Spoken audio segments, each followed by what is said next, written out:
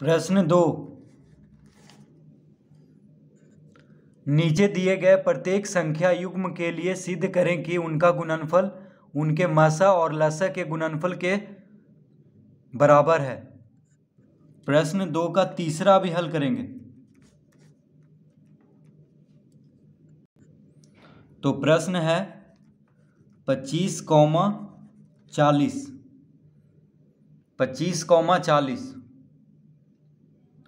तो क्या करना है, ये जो 25 और 40 दिया है इसका गुणनफल किसके बराबर होना चाहिए, इसके मासा और इसके लसा के बराबर। तो सबसे पहले हम इसका अभाज्य गुणनखंड करते हैं। तो 25 का अभाज्य गुणनखंड क्या होगा, 5 गुना 5।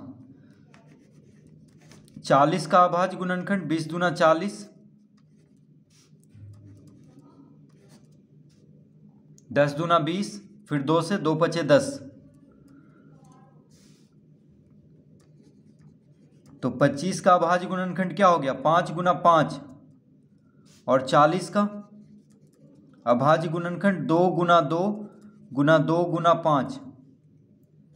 इस तरह से लिख लेंगे। तो 25 का अभाज्य गुणनखंड हो गया 5 गुना 5 और 40 का अभाज्य गुणनखंड हो गया 2 गुना 2 गुना 2 गुना 5। ठीक है। तो 5 पचे 25 होता है, 5 दूना 10, 10 दूना 20, 20 दूना 40। इस तरह हम पहले अभाज्य गुणनखंड कर लेंगे। अब मासा, तो 25 और 40 का मासा क्या होगा, देखिए इसमें भी 5 है और इसमें भी 5 है, तो 5 दोनों में है। देखिए इसमें भी 5 है, इसमें भी 5 है, तो 5 हो गया इन दोनों का मासा, यानी 25 और 40 का मासा हो गया 5। अब लसा निकालना है। तो लसा के लिए क्या करेंगे, देखिए यहाँ 5 है, यहाँ 5 गुना 5 है, तो 5 गुना 5 को लिख लेंगे। गुना यानी जो जहाँ पे ज़्यादा बार गुना हो रहा है उसको लिखना है। जैसे यहाँ 5 अकेले है, यहाँ पे 2 बार है, तो इसको लिख लेना है। फिर जो बच गया, यानी देखिए 2 गुना 2 गुना 2, ये तीनों को लिख लेना है। 2 गुना 2 गुना 2 कितना आ गया, 5 पचे 25, 25 दूना 50, 50 दूना 100, 100 दूना 200। तो 25 और 40 का लघुत्तम हो गया 200। ठीक है, 25 और 40 का लघुत्तम क्या हो गया, 200, यानी लसा। अब दोनों संख्याओं का गुणनफल ज्ञात करेंगे, यानी 25 और 40 का गुणनफल कितना होगा। तो 25 और 40 का गुणनफल यानी 25 गुना 40, तो 25 गुना 40 हो जाएगा 1000। 25 गुना 40 कितना होगा, 1000। ठीक है। और 25 और 40 का मासा कितना आया था, 5, और लसा कितना आया था, 200। तो 200 गुना 5 करेंगे तो 200 पचे 1000। तो देखिए दोनों संख्याओं का गुणनफल भी 1000 आ रहा है और उसका लसा और मासा का गुणनफल भी 1000 आ रहा है, तो दोनों बराबर आ रहा है। इसका मतलब क्या हुआ, तो लिखेंगे अतः दो संख्याओं का गुणनफल दो संख्याओं का गुणनफल बराबर क्या हो जाएगा, मासा गुना लसा। तो दो संख्याओं का गुणनफल बराबर मासा गुना लसा। ठीक है, ये सिद्ध हो गया है कि दो संख्याओं का जो गुणनफल है उसके मासा और उसके लसा के गुणनफल के बराबर है। देखिए तो 25-40 का गुणनफल कितना आया, 1000, और 25-40 का मासा और 25-40 का लसा का गुणनफल 1000 आया है। तो इस तरह हम इसको सिद्ध करेंगे।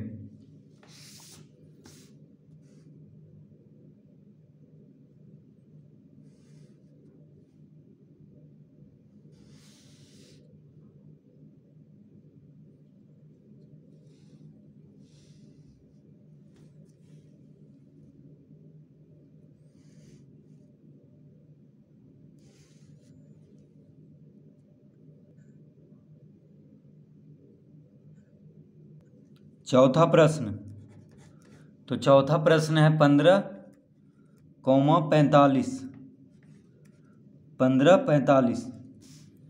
तो पहले हम अभाज्य गुणनखंड करेंगे। तो 15 का अभाज्य गुणनखंड 3 से लग रहा है, 3 पचे 15। 45 का अभाज्य गुणनखंड देखिए 3 से कट रहा है, 15 तिया 45, फिर 3 से, 3 पचे 15। तो 15 बराबर क्या हो गया, 3 गुना 5, और 45 बराबर 3 गुना 3 गुना 5।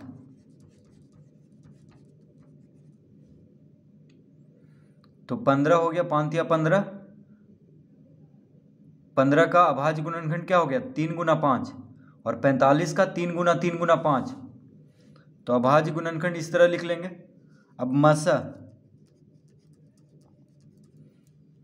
तो मसा 15 45 का मसा यानी महत्तम समापवर्तक क्या होगा। तो दोनों में क्या मिल रहा है, देखिए 3 इसमें भी है, 3 इसमें भी है, तो 3 को लिख लेंगे। 5 इसमें भी है, 5 इसके गुणनखंड में भी है, 15 के गुणनखंड में भी है, और 5 इसमें भी है, तो 5 को लिख लेंगे। यानी मसा कितना हो गया, 5 तिया 15। मसा कितना हो गया, 15। यानी 15 45 का महत्तम समापवर्तक हो गया 15। अब लसा निकालेंगे। तो लघुत्तम, लसा मतलब लघुत्तम समापवर्त। तो देखिए लघुत्तम के लिए 3 इसमें भी है और 3 गुना 3 इसमें है, तो जो ज़्यादा बार जहाँ पे है उसको लिख लेंगे। तो 3 गुना 3 को लिखेंगे। फिर 5 इसमें भी है, 5 इसमें भी है, ठीक है, तो बस 5 को लिख देंगे। एक बार इसमें भी है, एक बार इसमें भी है, तो एक बार बस लिखेंगे। तो 5 तिया 15 तिया 45।